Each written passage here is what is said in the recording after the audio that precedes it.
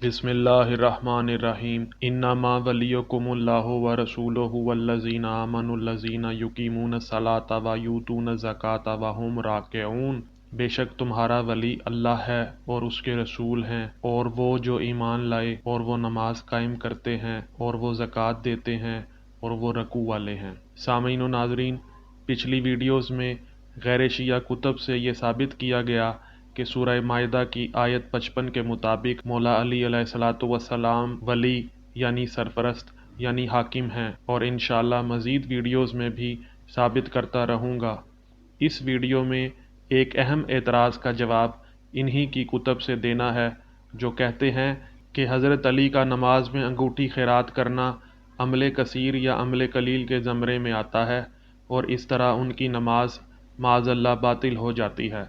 تو اب غیر شیعہ کتب سے حوالہ جات ملاحظہ کیجیے۔ مفتی اعظم پاکستان ملا محمد شفیع اپنی تفسیر معارف القرآن سورہ مائدہ کی آیت 55 جلد 3 میں لکھتے ہیں کہ بعض روایات میں ہے کہ یہ جملہ حضرت علی کرم اللہ وجہہ کے بارے ایک خاص واقعہ کے متعلق نازل ہوا ہے۔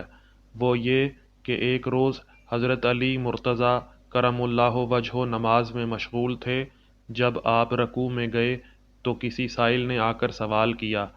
آپ نے اسی حالت رکوع میں اپنی ایک انگلی سے انگوٹھی نکال کر اس کی طرف پھینک دی۔ غریب فقیر کی حاجت روائی میں اتنی دیر کرنا بھی پسند نہیں فرمائی کہ نماز سے فارغ ہو کر اس کی ضرورت پوری کریں۔ یہ مسابقت فی الخیرات اللہ تعالیٰ کے نزدیک پسند آئی اور اس جملہ کے ذریعے اس کی قدر افزائی فرمائی گئی۔ پھر آگے لکھتے ہیں کہ اس روایت کی سند میں علماء و محدثین کو کلام ہے، لیکن روایت کو صحیح قرار دیا جائے تو اس کا حاصل یہ ہوگا کہ مسلمانوں کی گہری دوستی کے لائق نماز و زکوٰۃ کے پابند عام مسلمان ہیں، اور ان میں خصوصیت کے ساتھ حضرت علی کرم اللہ وجہہ اس دوستی کے زیادہ مستحق ہیں، جیسا کہ ایک دوسری صحیح حدیث میں رسول کریم صلی اللہ علیہ وآلہ وسلم کا ارشاد ہے: من کنت مولاہ فعلی مولاہ، رواہ احمد از مظہری، یعنی میں جس کا دوست ہوں تو علی کرم اللہ وجہہ بھی اس کے دوست ہیں۔ پھر آگے لکھتے ہیں کہ حضرت علی کرم اللہ وجہہ کو اس خاص شرف کے ساتھ غالباً اس لیے نوازا گیا ہے کہ رسول کریم صلی اللہ علیہ وآلہ وسلم پر آئندہ پیش آنے والا فتنہ منکشف ہو گیا تھا کہ کچھ لوگ حضرت علی کرم اللہ وجہہ سے عداوت و دشمنی رکھیں گے اور ان کے مقابلہ پر علم بغاوت اٹھائیں گے، جیسا کہ خوارج کے فتنہ میں اس کا ظہور ہوا۔ جی تو سامعین، آپ نے ملاحظہ کیا کہ اس روایت میں مولا کا ترجمہ بھی دوست کیا گیا ہے اور ولی کا ترجمہ بھی دوست کیا گیا ہے۔ اب میں آپ کے سامنے حنفی مسلک کے نزدیک فقہ اور علوم قرآن کے مشہور امام اور علامہ کا درجہ رکھنے والے ابو بکر احمد بن علی الرازی، جو 370 ہجری میں فوت ہوئے اور ابو بکر جساس کے نام سے مشہور ہیں، کی شہرہ آفاق تفسیر احکام القرآن سے حوالہ پیش کرنے لگا ہوں، جس کا ترجمہ مولوی عبد القیوم نے کیا ہے۔ جلد اس کی 4 صفحہ نمبر 553 ہے، سورہ مائدہ ہے اور آیت اس کی 55 ہے۔ اس میں لکھتے ہیں کہ مجاہد، سدی، ابو جعفر اور عتبہ بن ابی الحکم سے مروی ہے کہ آیت کا نزول یعنی آیت ولایت کا نزول حضرت علی رضی اللہ عنہ کے بارے میں ہوا جب آپ نے رکوع کی حالت میں اپنی انگوٹھی خیرات کر دی تھی۔ اگر رکوع کی حالت میں صدقہ کر دینا مراد ہے تو پھر اس امر پر اس کی دلالت ہوگی کہ نماز میں عمل قلیل کی اباحت ہے۔ حضور صلی اللہ علیہ وآلہ وسلم سے بھی نماز کے اندر عمل قلیل کی اباحت کی روایات منقول ہیں۔ ایک روایت ہے کہ آپ صلی اللہ علیہ وآلہ وسلم نے نماز کے اندر اپنے جوتے اتار دیے تھے۔ ایک روایت میں یہ ہے کہ آپ صلی اللہ علیہ وآلہ وسلم نے اپنی داڑھی پر دست مبارک پھیرا تھا، نیز نماز کی حالت میں ہاتھ سے اشارہ بھی کیا تھا، اور حضرت ابن عباس رضی اللہ تعالی عنہ کی روایت ہے کہ وہ حضور صلی اللہ علیہ وآلہ وسلم کی بائیں جانب کھڑے ہو گئے تھے۔ آپ صلی اللہ علیہ وآلہ وسلم نے انہیں پیشانی کے بالوں سے پکڑ کر اپنی دائیں جانب کر لیا، اور ایک روایت کے مطابق حضور صلی اللہ علیہ وآلہ وسلم نے ابو العاص بن ربیع کی چھوٹی بچی इमामा को उठाए हुए नमाज अदा की। जब आप सल्लल्लाहु अलैहि वाली वसल्लम सजदे में जाते तो उसे ज़मीन पर बिठा देते और फिर जब सजदे से सर उठाते तो बच्ची को फिर उठा लेते। नमाज के अंदर सदका करने की अबाहत पर आयत की दलालत ज़ाहिर है, इसलिए कि अगर रकू मुराद है तो आयत के मफ़हूम की तरतीब कुछ यूँ होगी, वो लोग जो रकू की हालत में सदका करते हैं। इससे हालत रकू में सदका करने की अबाहत पर दलालत हो जाएगी। अगर कौले बारी वहुम राकऊन से वहुम युसिल्लून मुराद हो, यानी नमाज पढ़ने की हालत में, तो फिर पूरी नमाज के अंदर सदका करने की अबाहत पर दलालत हो जाएगी।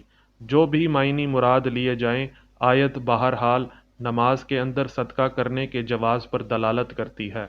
अगर कोई शख्स ये कहे कि आयत से मुराद ये है कि ये लोग सदका भी करते हैं और नमाज भी पढ़ते हैं, यहाँ नमाज के अंदर सदका का अमल मुराद नहीं है, तो उसके जवाब में कहा जाएगा कि ये एक साकित तावील है। उसकी वजह यह है कि कौले बारी वहुम राकऊन के ज़रिए उस हालत की खबर दी गई है जिसमें सदका का फ़ेल वकू पज़ीर होता है। मसलन आप कहते हैं फ़लाँ शख्स ने हालत क़याम में गुफ्तगू की, या फ़लाँ ने फ़लाँ शख्स को उस वक्त कुछ दिया जबकि वो बैठा हुआ था। इन दोनों फ़िक्रों में फ़ेल के वकू पज़ीर होने की हालत को बयान किया गया है।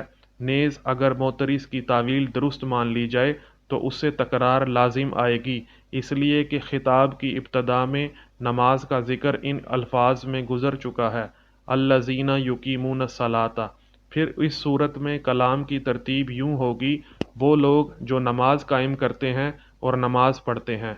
अल्लाह के कलाम में इस किस्म की तरकीब की कोई गुंजाइश नहीं, इसलिए हमारी बात साबित हो गई कि आयत में रकू के अंदर या नमाज के अंदर सदका करने के अमल की तारीफ़ की गई है। कौले बारी यूतून ज़काता वहुम राकऊन इस पर दलालत करता है कि नफली सदक़े को भी ज़कात के नाम से मौसूम किया जाता है, इसलिए कि हज़रत अली रज़ी अल्लाह ताला अन्हो ने नमाज के अंदर अपनी अंगूठी नफली सदक़े में दी थी। ये आयत इस कौले बारी की नज़ीर है, वमा आतैतुम मिन ज़कातिन तुरीदूना वजहल्लाह फ़ाउलाइका हुमुल मुज़इफ़ून।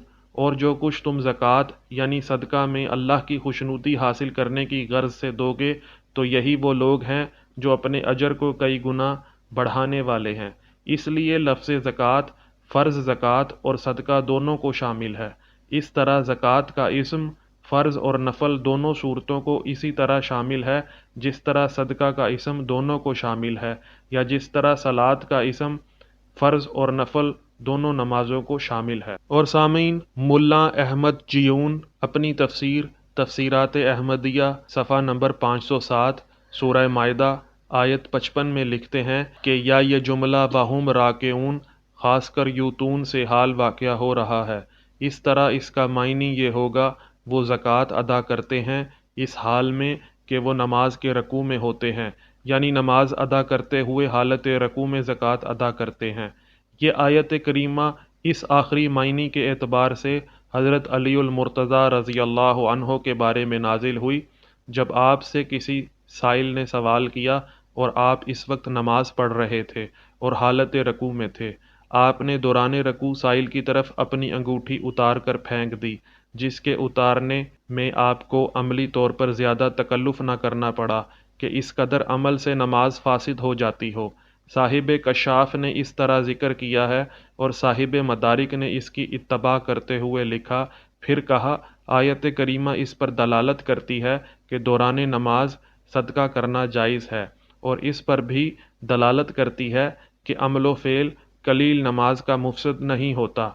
और इमाम ज़ाहिद रहमतुल्लाह अलैह ने कहा कि आयत करीमा इस पर दलालत करती है कि लफ्ज़ ज़कात नफली सदका पर भी इस्तेमाल किया जाता है, और इस पर भी आयत दलालत करती है कि मामूली सा काम नमाज में मुबाह होता है। तो आप ये बखूबी जानते हैं कि अमल कलील और अमल कसीर में क्या फ़र्क होता है। अव्वल यानी अमल कसीर नमाज का मुफसद नहीं होता, और दूसरा यानी फ़ेल कसीर मुफसिद है। और इमाम शाफ़ई रज़ी अल्लाह अन्हो के मज़हब की बाज़ किताबों में मज़कूर है कि अमल कसीर भी नमाज का मुफसिद नहीं होता। शायद इसी को मद्देनज़र रखते हुए قاضی بیضاوی نے لکھا ہے کہ نماز میں فعل نماز کو باطل نہیں کرتا۔